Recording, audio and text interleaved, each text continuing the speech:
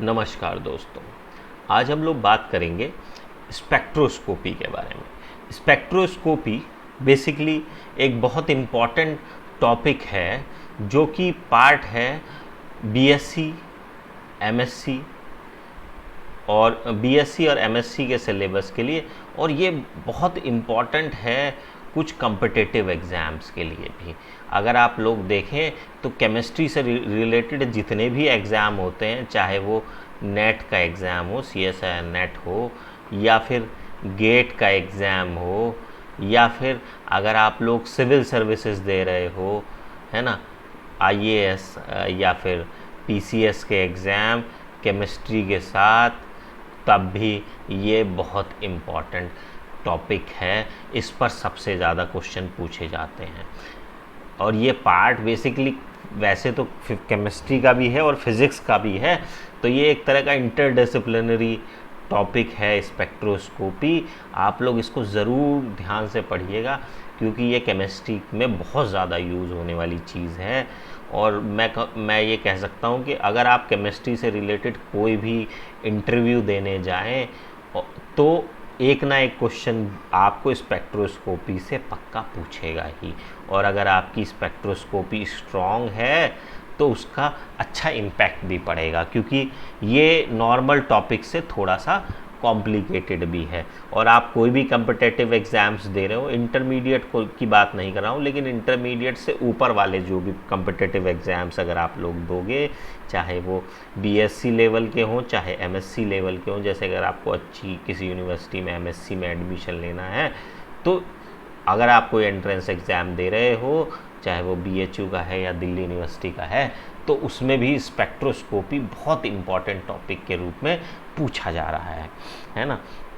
तो आप लोग इस टॉपिक को ज़रूर अच्छे से तैयार करिएगा। स्पेक्ट्रोस्कोपी की अगर मैं टॉपिक की बात करूं तो ये काफ़ी वाइड है ना। पहले हम लोग बात करेंगे इसके ऑर्गेनिक एस्पेक्ट्स के बारे में, बाद में हम लोग फिज़िकल एस्पेक्ट्स के बारे में भी बात करेंगे। तो अगर मैं ओवरऑल टॉपिक की बात करूं तो ये ओवरऑल टॉपिक लगभग 7 से 8 लेक्चर में कवर करूंगा मैं। और मैं आज तो सिर्फ बेसिक स्पेक्ट्रोस्कोपी के बारे में बात करूंगा, यानी कि इंट्रोडक्शन के बारे में, ताकि आपको स्पेक्ट्रोस्कोपी के बारे में बेसिक एक चीज़ें पता लग जाएं, जिससे कि आप उसको ईज़िली समझ सकें भी और यूज़ भी कर सकें, है ना। तो चलिए आगे चलते हैं इस टॉपिक के बारे में। अगर मैं स्पेक्ट्रोस्कोपी की डेफिनेशन की बात करूं तो स्पेक्ट्रोस्कोपी को अगर मैं देखूं तो बेसिकली स्पेक्ट्रोस्कोपी जो है, spectroscopy is a branch of science that deals with the interaction of electromagnetic radiation with the matter. किसी भी मैटर से या किसी भी सब्सटेंस के साथ इलेक्ट्रोमैग्नेटिक रेडिएशन कैसे इंटरैक्ट कर रहा है, क्या इफ़ेक्ट हो रहा है इलेक्ट्रोमैग्नेटिक रेडिएशन का, यही स्टडी जो है वो स्पेक्ट्रोस्कोपी कहलाती है। या अगर मैं दूसरे शब्दों में कहूँ, in other words, it is a branch which predict the structure and properties of a substance by studying the effect of electromagnetic radiation on that substance. हम लोग क्या कर रहे हैं, इलेक्ट्रोमैग्नेटिक रेडिएशन किसी भी सब्सटेंस पर डाल रहे हैं और देख रहे हैं उससे उसके पर क्या इफ़ेक्ट पड़ रहा है, और उस इफ़ेक्ट को देखकर हम लोग प्रिडिक्शन लेकर बना रहे हैं कि उसकी स्ट्रक्चर कैसी होगी या फिर उसकी केमिकल या फिज़िकल प्रॉपर्टीज़ कैसी होंगी। तो यही स्टडी जो है ये स्पेक्ट्रोस्कोपी कहलाती है। क्लियर? आगे चलते हैं। अभी हम लोगों ने एक वर्ड यूज़ किया, इलेक्ट्रोमैग्नेटिक रेडिएशन। तो अगर मैं देखूं इलेक्ट्रोमैग्नेटिक रेडिएशन को, तो electromagnetic radiation is made up of 2 word, है ना। One is electro and second one is magnetic. तो it is made up of 2 component, one is called electric field and second one is called magnetic field. A substance, a material have 2 field, one is electric field and other one is magnetic field, and by the combination of these 2 fields a rays is formed. That rays is called electromagnetic rays या electromagnetic radiation. तो यहाँ हम लोगों ने लिखा भी है, it is produced by the oscillation of electric charge and the magnetic field of an atom, of the atom. किसी भी एटम के इलेक्ट्रिक चार्ज या मैग्नेटिक फील्ड के इंटरेक्शन से क्या बन रहा है, इलेक्ट्रोमैग्नेटिक रेडिएशन बन रहा है। The electric and magnetic components are perpendicular and coplanar to each other. For example अगर मैं ड्रॉ करूँ, है ना, जैसे कि मैं इस तरह से ड्रॉ कर रहा हूँ, है ना, ड्राइंग उतनी अच्छी नहीं है, आप लोग थोड़ा सा साफ, है ना, उतना साफ नहीं बना पाऊँगा। जैसे कि मैंने रेड वाला जो है ये अगर मेरा इलेक्ट्रिक फील्ड है और ग्रीन वाला अगर मेरा मैग्नेटिक फील्ड है, दीज टू आर, है ना, परपेंडिकुलर टू ईच अदर, है ना, यहाँ से, है ना, दोबारा से ड्रॉ कर लेता हूँ थोड़ा सा, इसको मैं ऐसे बना देता हूँ,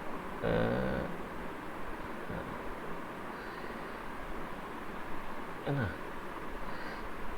When these two components combined with each other, they form a combined type of rays, है ना, that is called electromagnetic radiation या इलेक्ट्रोमैग्नेटिक रेज, है ना। फॉर एग्जाम्पल ये दोनों मिले, इलेक्ट्रिक फील्ड और मैग्नेटिक फील्ड, इन दोनों के मिलने से क्या बना, एक अलग तरह का, एक को मैं इलेक्ट्रिक फील्ड मान लेता हूँ, मान लिया ग्रीन वाले को इलेक्ट्रिक मान लूँ और रेड वाले को मैग्नेटिक मान लूँ, इन दोनों के कॉम्बिनेशन से क्या बना, ये एक नई फील्ड बनी, that is called EM radiation.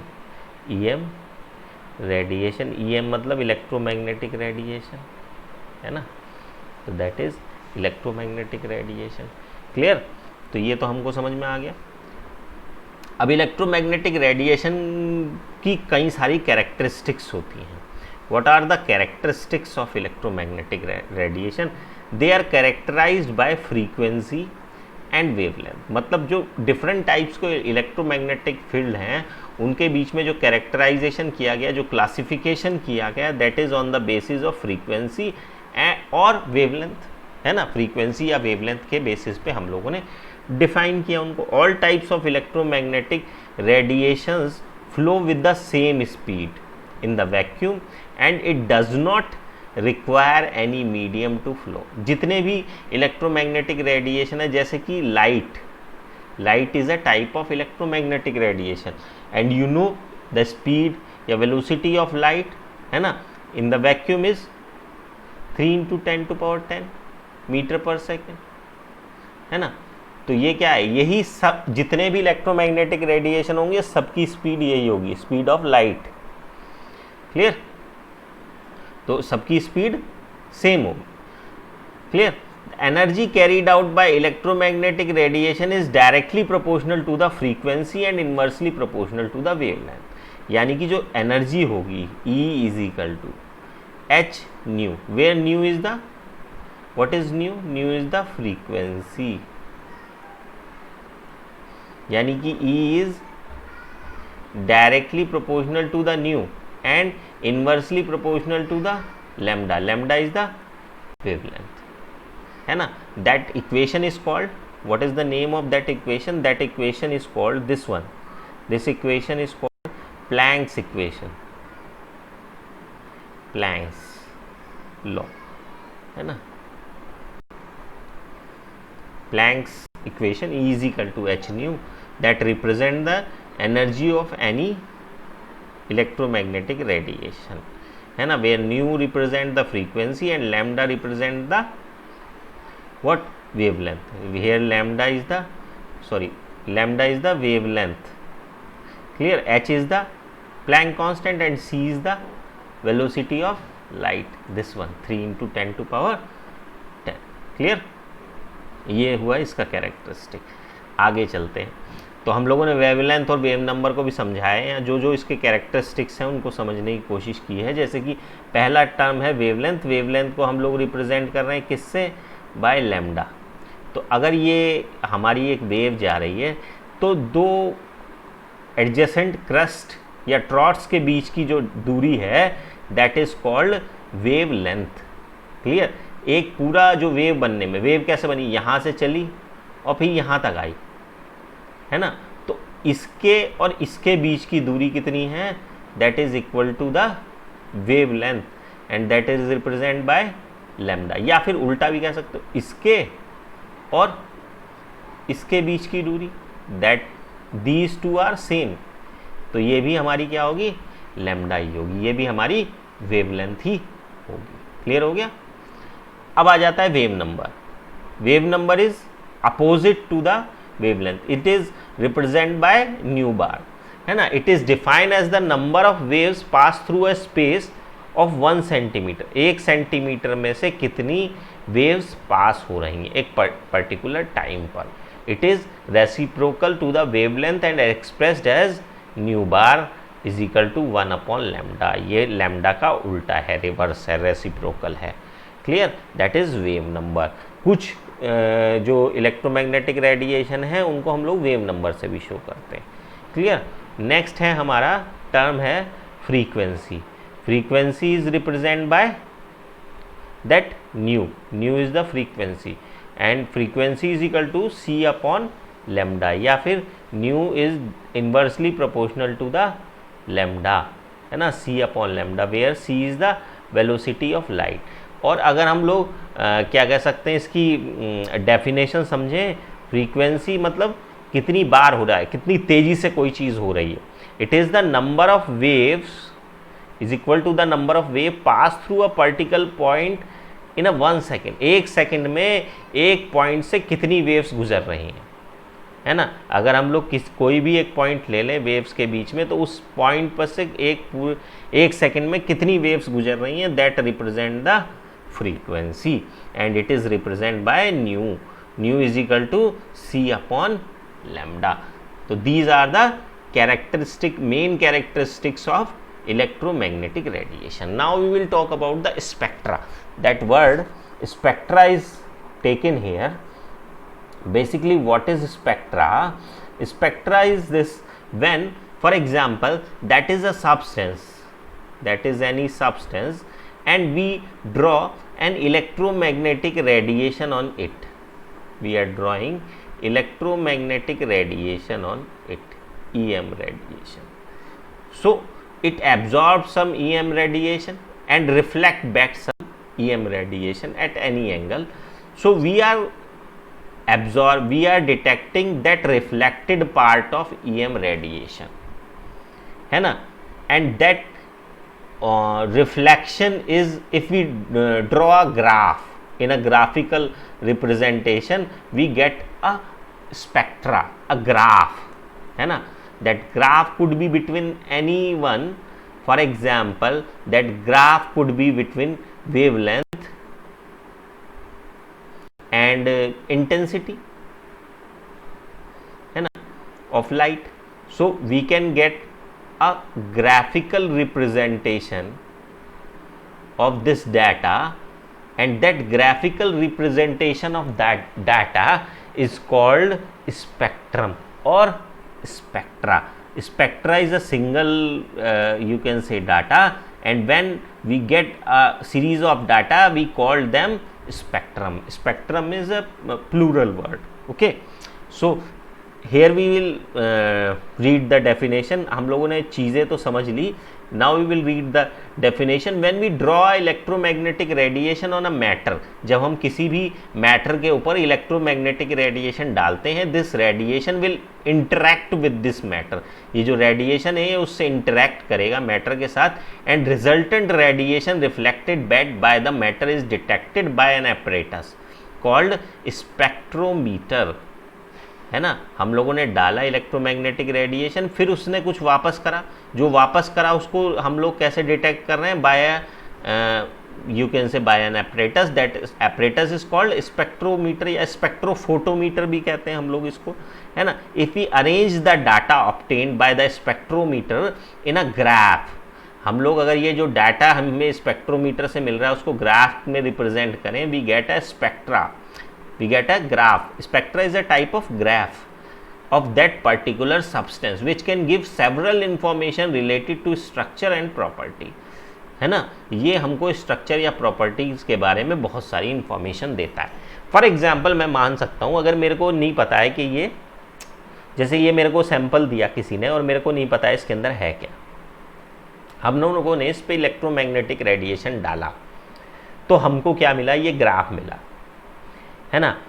अब अगर हम इस ग्राफ को जो हमारा डाटाबेस है स्टैंडर्ड कंपाउंड का, उससे मैच करके हमने देखा, है ना, for example the data match with the benzene, है ना, that is a crude example but that is relevant, है ना। बेंजीन के साथ फॉर एग्जाम्पल मैच कर गया, बेंजीन का जो ग्राफ आता है या स्पेक्ट्रा आता है वो भी कुछ इसी तरह का आता है फॉर एग्जाम्पल। तो हमको क्या पता लग गया, ये जो हमारा कंपाउंड था, जो ये सैंपल था, इसके अंदर क्या था, बेंजीन था।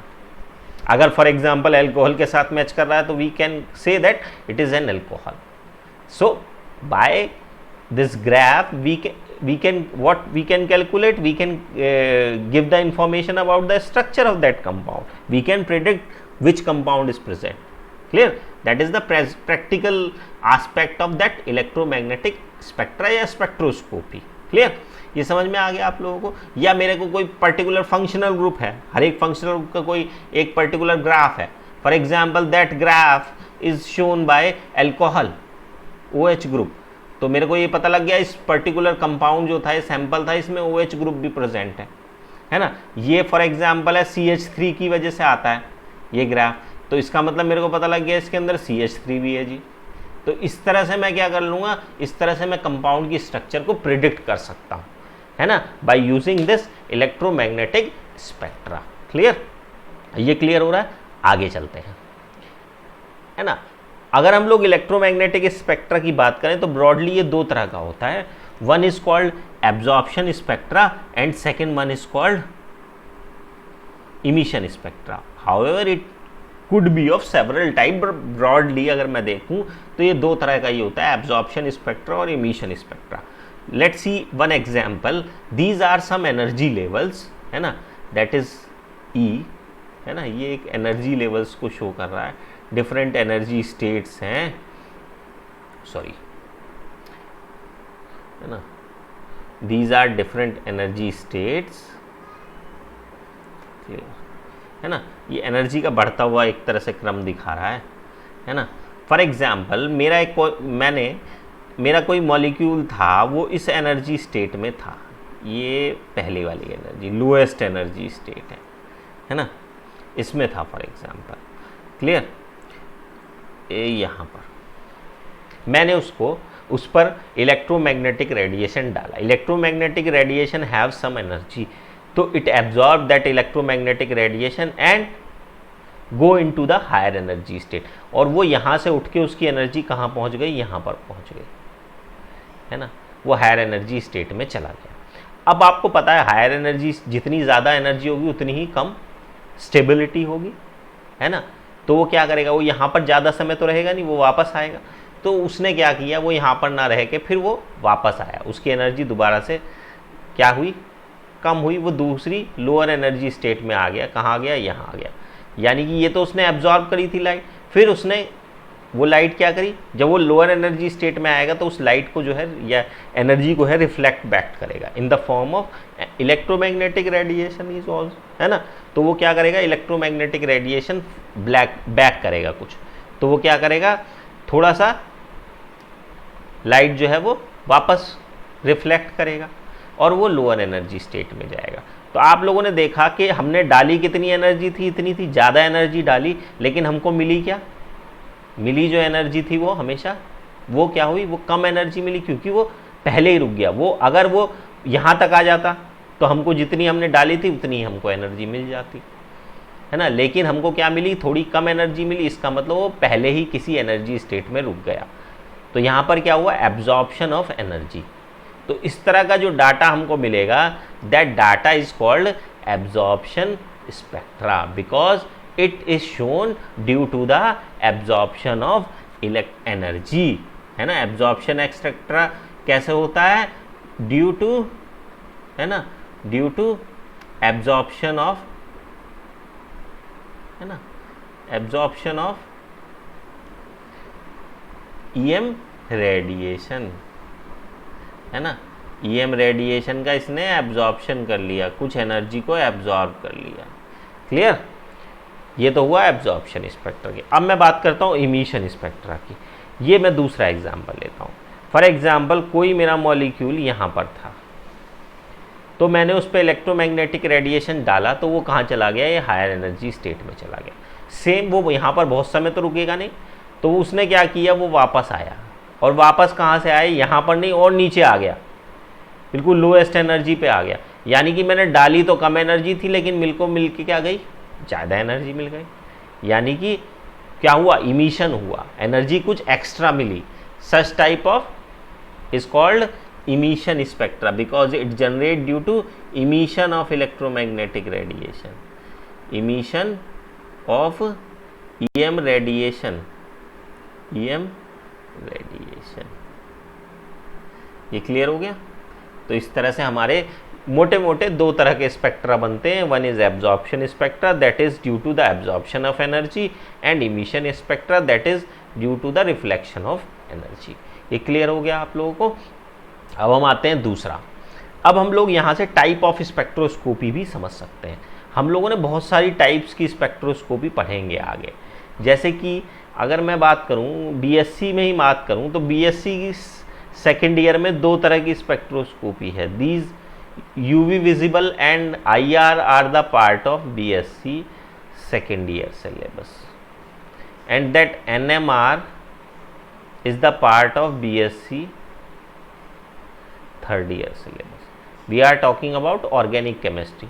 और अगर मैं माइक्रोवेव को भी जोड़ लूँ, तो माइक्रोवेव मिला के ये BSc second year physical chemistry में है। माइक्रोवेव यूवी विजिबल तो है ही, आईआर भी है, और माइक्रोवेव भी ऐड कर दिया गया इन BSc second year physical chemistry, है ना। तो इतना पार्ट तो क्या है? ऑर्गेनिक और फिजिकल का है इन बीएससी सेकेंड ईयर। और एनएमआर को भी जोड़ लूँ तो ये क्या हो गया? बीएससी थर्ड ईयर भी ऐड हो गया।